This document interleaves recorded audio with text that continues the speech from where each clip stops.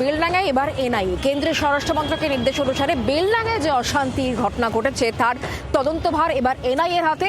NIA কিন্তু যারা এই অশান্তির ঘটনায় ধৃত তাদেরকে হেফাজতে চেয়ে আদালতে আবেদন। আজকে এনআইএ 6 সদস্যের একটি টিম তারা যান পুলিশ সুপার মুর্শিদাবাদের পুলিশ সুপারের অফিসে। যদিও এনআইএ যখন এই গোটা ঘটনা তদন্ত করছে তাতে কিন্তু রাজনৈতিক দরজাও ইতিমধ্যে শুরু হয়ে গেছে। আসুন দেখাই। বেলডাঙ্গা হিংসায় গ্রাউন্ড জিরোতে এনআইএ। শনিবার এনআইএর 6 সদস্যের একটি দল বেলডাঙ্গা থানা এবং মুর্শিদাবাদে পুলিশ সুপারের দফতরে যায়। পরে ধৃতদের হেফাজতে চেয়ে আদালতে আবেদনও করে এনআইএ। বেলডাঙ্গা হিংসায় মূল অভিযুক্ত সহ এখনো পর্যন্ত 36 জনকে গ্রেফতার করেছে পুলিশ। এর মধ্যে 9 জনকে শনিবার আদালতে পেশ করা হয়। আদালত এদের জামিনের আবেদন খারিজ করে জেল হেফাজতে পাঠায়।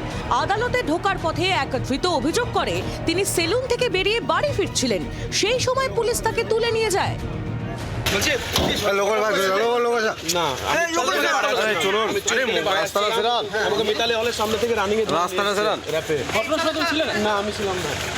ওখানে যারা ছিল কাউকে চেনো? না, আমি কাউকে চিনি না। আমি রূপ সেলুনে চুল কাটছিলাম। আমাদের প্রেয়ারটাকে মাননীয় বিচারক খারিজ করেছেন এবং আসামিদেরকে জেলে পাঠানোর জন্য ওরা জামিনের জন্য হিয়ারিং করেছিল, জজ সাহেব জামিন খারিজ করেছে।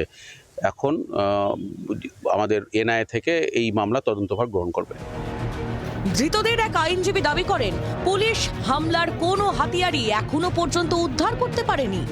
কোনো কিছু রিকভারি হয়নি, কোনো কিছু নেই, একদমই মানে ফাঁকা হাতে গিয়েছে, ফাঁকা হাতে ফেরত এসছে। ওদের কাছ থেকে কোনো রকম কোনো কিছু সিজ হয়নি। একটা গাছের ডাল বা একটা বাঁশের লাঠি আগের দিন সিজ হয়েছিল, কিন্তু এই দিন কিছুই সিজ হয়নি। একদম ফাঁকা হাতে গিয়েছে, ফাঁকা হাতে এসেছে। ধৃতদের হেফাজতে চেয়ে এনআইএর আবেদনের চিন্তায় আইনজীবীরা, কারণ এনআইএ হেফাজতে রাজ্য পুলিশ বা স্থানীয় নিম্ন আদালতের আর কোনো ভূমিকা থাকবে না। এনআইএ একটা অ্যাপ্লিকেশন করেছে ওদের আয়ত্তে নিয়ে যাওয়ার জন্যে, তখন সেটা তো ওদের প্রশাসনিক ব্যাপার, সেটা আমাদের কিছু বলার নেই। আমাদের এখনো পর্যন্ত অফিসিয়ালি কোনো কিছু জানায়নি। জানালে তখন বোঝা যাবে, তখন এই কোর্টের আর কোনো অধিকার থাকবে না, তখন এনআইএর নিজস্ব কোর্ট আছে, সেই কোর্টে বিচার। বেলডাঙ্গায় এনআইএর তদন্তকে বিজেপি স্বাগত জানালেও তৃণমূলের অভিযোগ ভোটের আগে রাজনৈতিক ন্যারেটিভ তৈরির চেষ্টা। বেলডাঙ্গায় যে ধরনের আক্রমণের ঘটনা ঘটেছে পুরোটাই পূর্ব পরিকল্পিত বলে মনে হয়েছে আমাদের দেখে। কোনো বৃহত্তর প্ল্যানিং বা লার্জার কনস্পিরেসি যাকে বলে থাকতে পারে, সেটা পশ্চিমবঙ্গ পুলিশের আওতার বাইরে, সেটাকে তদন্তের আওতায় নিয়ে আসা স্বাভাবিকভাবে এনআইএ হলে সেটা সম্ভব হবে। বাংলায় আমরা অভ্যস্ত হয়ে গেছি যে ইডি, সিবিআই, এনআইএ ইত্যাদি এদের যে তদন্ত হয়, এই তদন্তেতে এই রাজনৈতিক ন্যারেটিভ তৈরি হয়, কিন্তু কোনোদিন ফয়সালা হয় না। যে ঘটনা সেদিনকার ঘটনা সেদিনই মিটে গিয়েছে, যার আর কোনো র্যামিফিকেশন নেই, সেই ঘটনাকে কেন্দ্র করে কোনো সাম্প্রদায়িক উত্তেজনা হয়নি।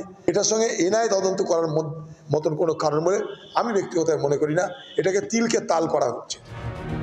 16 এবং 17 জানুয়ারি বেলডাঙ্গায় হিংসা হয়েছিল।